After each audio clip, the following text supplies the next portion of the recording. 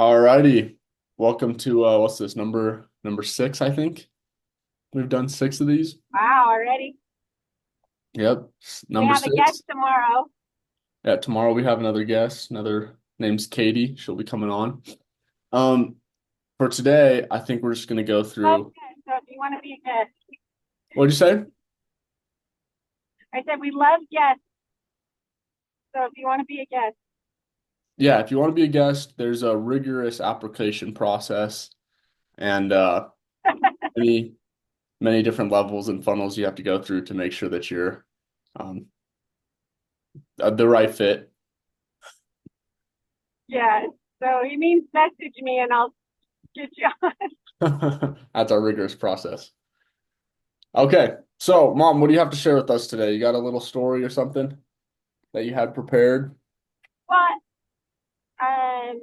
so I was just thinking. So we were at therapy this morning.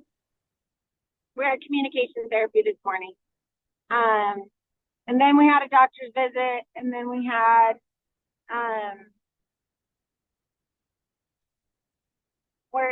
we're actually rushing back home to our next therapist appointment.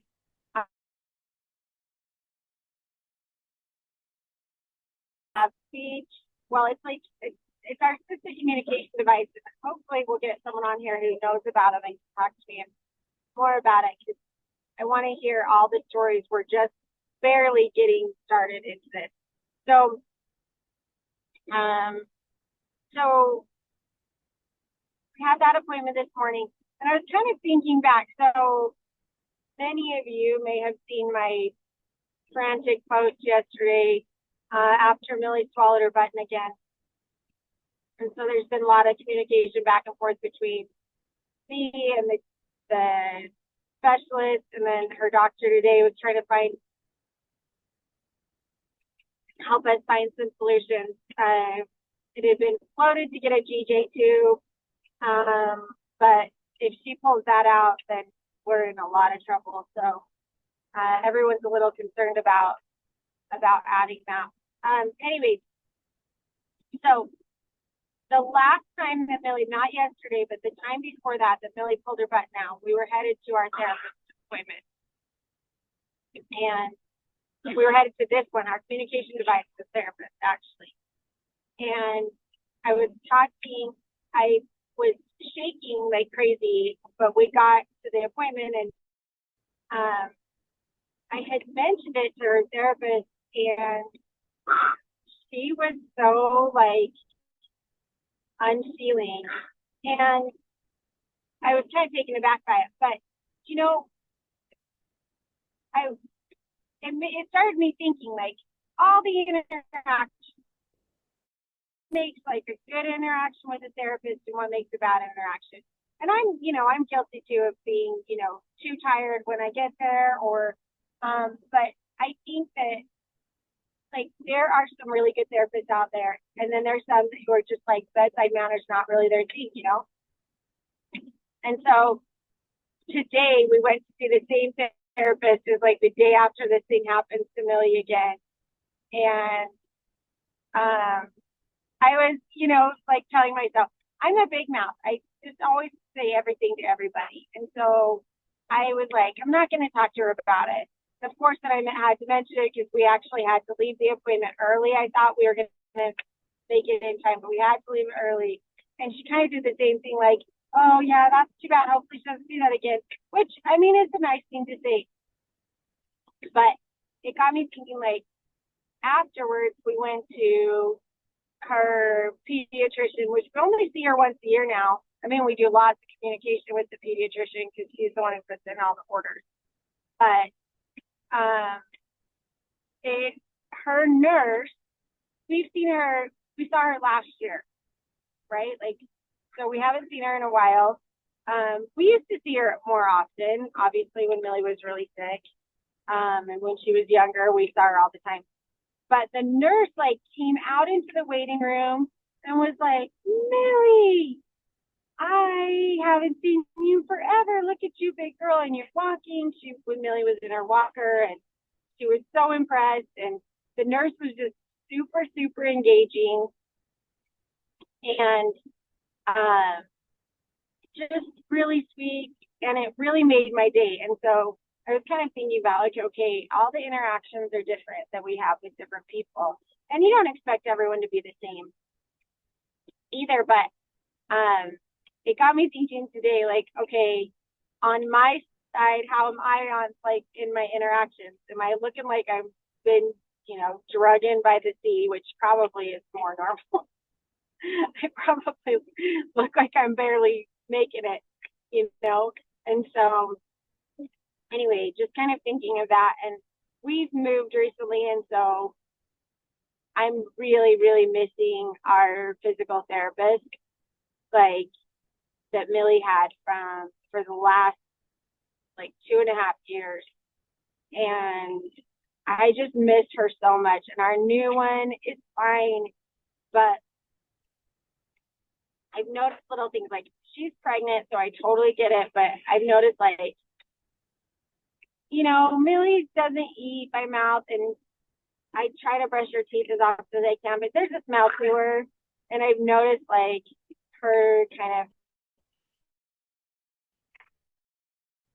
but like, I, I guess my most thing that I was thinking about all this morning was like how many interactions I have with people who like kind of, I mean, they're almost like on a family level. Like there are members of my extended family and even, my like siblings who I don't see but once a year. And probably don't even know half the things that like our pediatrician knows and the pediatrician's nurse. And so I was thinking like what an interesting dynamic we have with all of these people. Like I don't see my best friends, even twice a week. And now half my kids, three of my kids, I don't see twice a week. The way I see these therapists. And so how to kind of, I was just thinking about it, like establishing the relationships, and especially because now we have new PTs, new OT, and this new speech lady. Like, how do you, establish relationships that are still business relationships, right? Like they're still working and they have like, but they're in my home or I'm there at their office, twice. It could be once or twice a week. And kind of what a good opportunity is to have more people in my life. I don't have a lot of family. I don't live around a lot of family.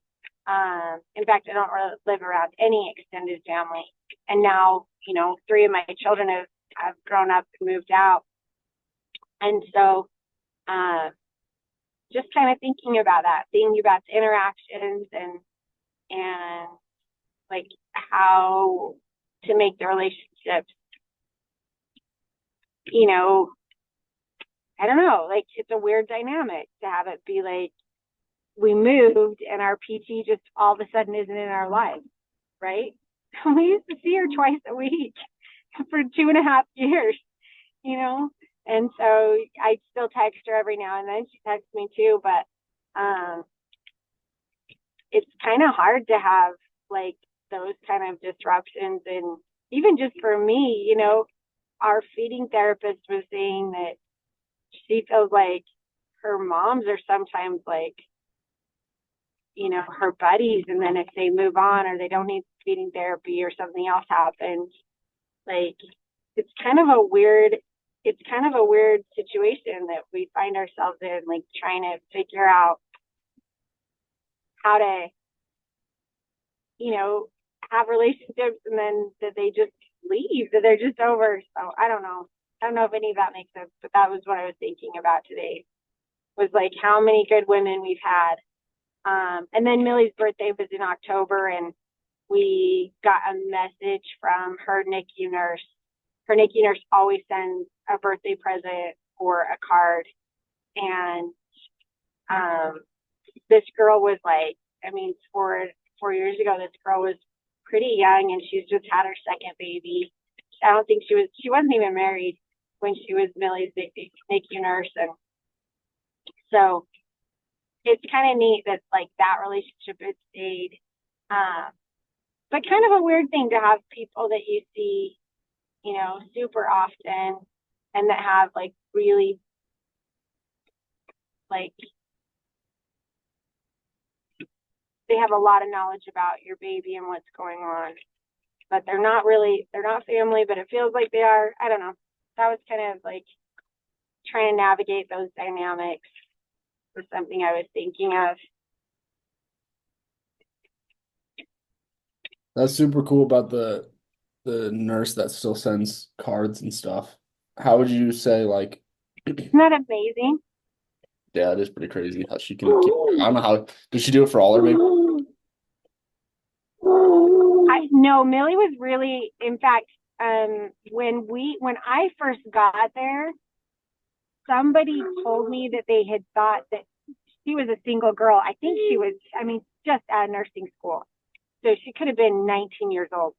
And one of the other nurses had told me, and then she later on told me that she had actually considered adopting Millie. And that when she considered it, she's such a cool girl. And she said when she considered it, she felt really strongly that she was just taking care of her until her mom got there. And she's like, when you walked in the door, it was like Millie's mom's here. And then really cool thing about this girl, it was was Millie one? Yeah. Okay, so my husband and I, your dad and I, used to go. Our birthdays and our anniversary are about 6 months apart, and our birthdays are in the same month. So we used to go on trips for our birthdays, and then go again for our anniversary because it was like really a good amount of time between. And after we had Millie, we didn't do any of that. And so this NICU nurse called me and she's like, I'm in Las Vegas. If you ever want to come down here, I would watch Millie while you guys went out. And so our first time being able to go out together was, over a year after Millie came home. And we flew to Las Vegas. It was a nightmare. One day maybe we should talk about travel too. It was kind of a nightmare, the flying, and we had oxygen and all the things, just all the things. And we got Cirque du Soleil tickets for our anniversary, and this cute NICU nurse came to our hotel room and played with Millie for hours while we went and watched Cirque du Soleil. It was our first time being able to have a break since Millie came home. And so she's like she has a super special place in my heart for, and that's the kind of thing that you think of, like these relationships, like when you meet people, you don't even know that they're going to become part of your life in that way, right? Like we got back to the hotel and she had read all of her books, and she had she was a NICU nurse, so she knew all the things. So I was so relaxed for that whole time that we were gone. And so what an amazing person and what an amazing blessing for us, especially in that moment. Yeah, that's super interesting. One day we'll have to Gotta get send us her a in. little gift or something for I appreciation. know, she just told me she had her second baby, and I'm like, I gotta get something sent back to her. Yeah, let's send something over to her. That's super cool. I never knew any of that you guys went to Vegas and all that stuff and that she was there. What a cool story. Alrighty, Yeah, well, I think you might have been in on your mission. Okay, yeah, I better go. All yeah. right. Okay, get to your point. All right, see you guys.